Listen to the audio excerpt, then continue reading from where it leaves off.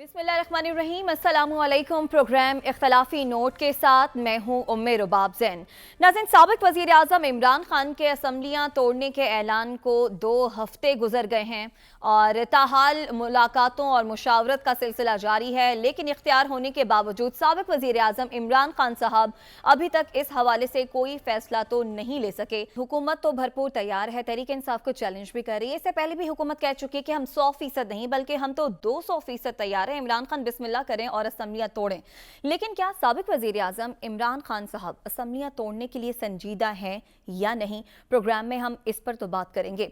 लेकिन वो हुकूमत जो इमरान खान साहब को एक चैलेंज दे रही है, लेकिन खुद एक चैलेंज लेकर 8 महीने पहले जो इक़्तिदार में आई थी, चैलेंज ये था कि अवाम को महंगाई के भंवर से निकालना है।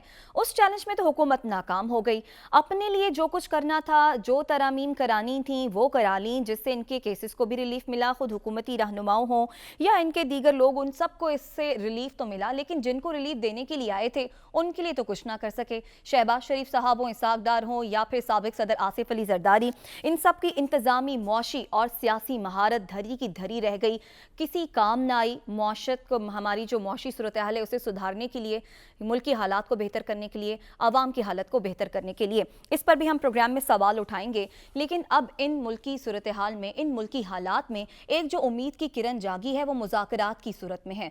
पे दर पे जो मुलाकात हुई है इसाक डार की सदर मुमलिकत आरिफ अलवी से, उससे कुछ लग रहा है कि कुछ ब्रेक थ्रू होने वाला है। तो क्या इमरान खान साहब, जैसा कि हुकूमत मुतालबा कर रही है, असम्बलियों में जाने के लिए तैयार हैं और हुकूमत भी इमरान खान साहब को इलेक्शन की तारीख देने के लिए तैयार है? इसका जवाब हम अपने पैनल से लेंगे। साद रसूल साहब हमारे साथ मौजूद हैं, अदील वड़ाई साहब मौजूद हैं, हसन रजा मौजूद हैं।